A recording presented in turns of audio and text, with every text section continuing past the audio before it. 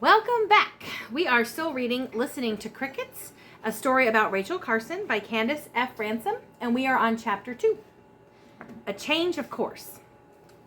The Pennsylvania College for Women suited Rachel's needs perfectly. It was a small school with only about 300 students, and it was close to home. More important, the school offered assistance. Even with a scholarship, Rachel's college education was a struggle for the Carson family. Her father sold parcels of their land, but money was tight. The $100 the college awarded Rachel did not go far, even in 1925, the year she began school. Every penny from home went toward the cost of her tuition, room, and board. Her board is like her meals.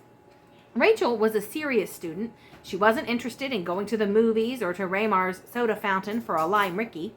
Many of the young women who attended the college were more interested in dances, dates, and parties than in their classes. Although Rachel was not unfriendly, she declined social invitations. She did not have the wardrobe for a full social life, and she did not want to waste her time trying to be popular. Rachel could usually be found in her dorm room or at the library studying. When she wasn't studying, Rachel was doing what she loved best, writing. The other girls envied Rachel's writing talent. She was a member of Omega, the literary club, and was on the staff of the college paper, The Arrow. In her sophomore year, Rachel took her first biology class. She was still keenly focused on writing and literature, but students were required to take 2 semesters of science in order to graduate. Rachel's childhood curiosity about nature was reawakened. Her instructor, Mary Scott Skinker, made science exciting. Biology gave Rachel a whole new way to view the world. She began to observe nature again, not just with the eyes of a poet, but with the sharp, clear eyes of a scientist. Rachel enrolled in a zoology class in her junior year, even though her science requirement was fulfilled. That means she had already done all the science she needed. On a field trip to McConnell's Mill at the Cook State Forest, Rachel picked up a stone with the imprint of a fish skeleton on one side. What did she find? Fish skeleton? A fossil. With wonder, she traced the outline of the fossil. She was touching evidence that proved fish once swam in deep waters on this very spot. Though she had yet to visit the sea, she felt its irresistible pull, much the way the moon tugs at the tides. Then Rachel did the unthinkable. Halfway through her junior year, she boldly changed majors. She switched her course of study from literature to biology. It was as if her long submerged love of nature suddenly pushed aside her goal to be a writer. She was going to be a scientist. The other girls couldn't understand Rachel's decision. How could she give up her literature, a worthy goal, for science? Mary Skinker warned Rachel that the road of a female scientist would be rocky.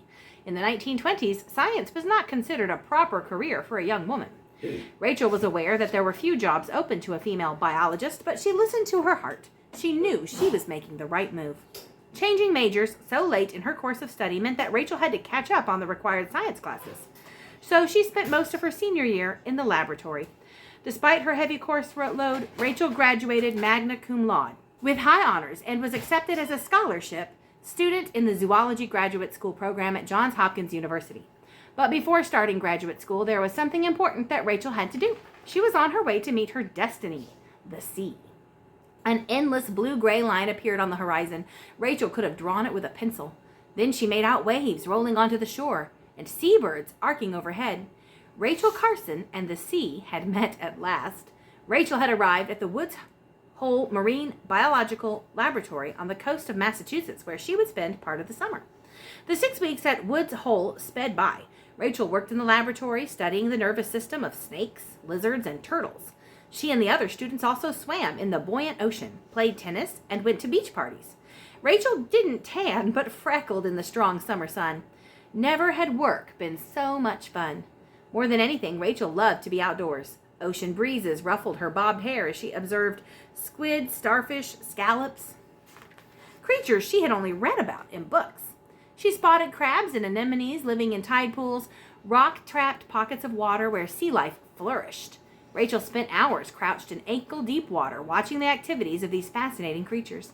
When summer was over, Rachel left for Baltimore to begin her graduate studies at Johns Hopkins University.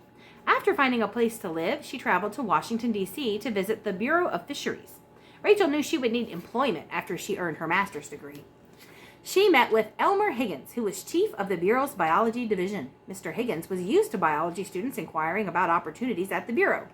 He told Rachel about the importance of marine biology and described the problems in the field of fishery research. Mr. Higgins also told Rachel what she had heard before, that there weren't many jobs open to female biologists outside of teaching. Rachel was not discouraged. She knew she would be a scientist, but first she had to finish her education. In October of 1929, the stock market crashed, plunging the country into the Great Depression. Stock prices plummeted. As a result, factories and businesses shut down and many people were out of work, and life was grim. Rachel missed her parents, who still lived in Pennsylvania. She found a small house to rent in Stemmers Run, Maryland. It was only a few miles from her school, yet close enough to the Chesapeake Bay to satisfy Rachel's craving to be near the sea. Then she began convincing her parents to leave Springdale and move to Maryland. Her parents were unwilling at first, but Rachel won them over with long-distance phone calls, telegrams, and special delivery letters. In January of 1930, Rachel's parents moved from Pennsylvania into the house in Stemmers Run. Rachel's brother Robert stayed in Pittsburgh, where he had a job. Like most people during the Depression, the Carson family did not have enough money. Always resourceful, Rachel got a job as a teacher's assistant that summer. When the fall semester started, she found a part-time job as a laboratory assistant. Her life became a blur of classes all day and laboratory work at night. In 1931, Robert's business in Philadelphia failed, and he joined the family in Maryland.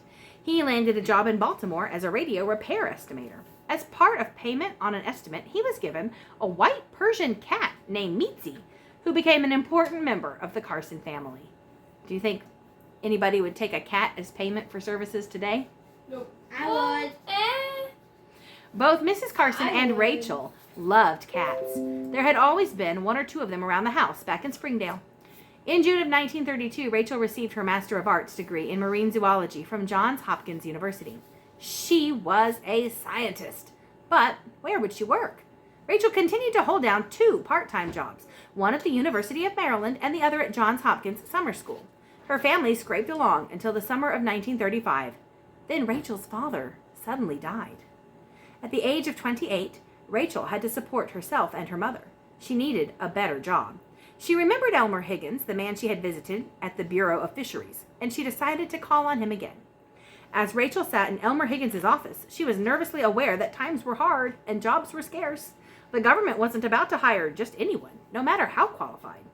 Mr. Higgins told her that the Bureau was working on a series of radio broadcasts called Romance Under the Waters, which the staff jokingly called 7-minute fishtails. Getting good scripts was a problem.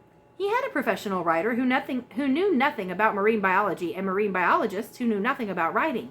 He needed someone with knowledge of the subject and who was also a good writer. Mr. Higgins asked Rachel if she could write. Rachel felt the first glimmer of hope. Could she write? And guess what? She can, because she's practiced. So we'll be back with chapter 3 in our next video.